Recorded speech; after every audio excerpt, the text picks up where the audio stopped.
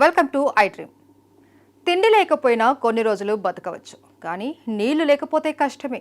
మన శరీరానికి నీరు చాలా అవసరం.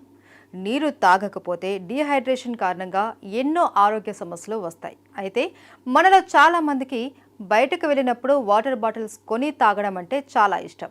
అయితే ఈ మధ్య వాటర్ బాటిల్స్ క్యాప్స్ కలర్ గురించి సోషల్ మీడియాలో ఓ న్యూస్ వైరల్ అవుతుంది. ఆ సంగతి ఏంటో చూద్దాం.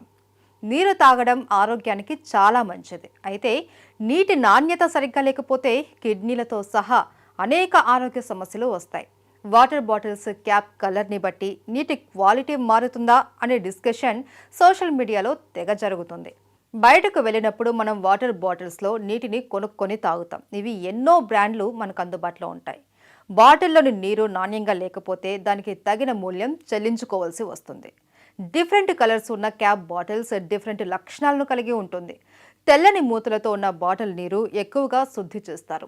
నీలిరంగు క్యాప్స్ ఉన్న బాటిల్స్లో మనకు జీవనాధారమైన నదులు, బోర్లు, చెరువులు, ఇతర వనరుల నుంచి తీసిన నీరు. ఇక గ్రీన్ కలర్ క్యాప్స్ ఉంటే అవి ఫ్లేవర్డ్ వాటర్, అంటే పుదీనా, నిమ్మరసం లాంటివి.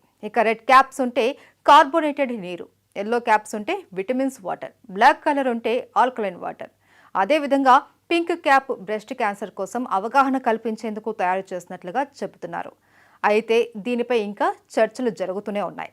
వాస్తవానికి వాటర్ బాటిల్లోని నీరు క్వాలిటీకి ఆ క్యాప్ రంగుకి ఏమాత్రం సంబంధం లేదు.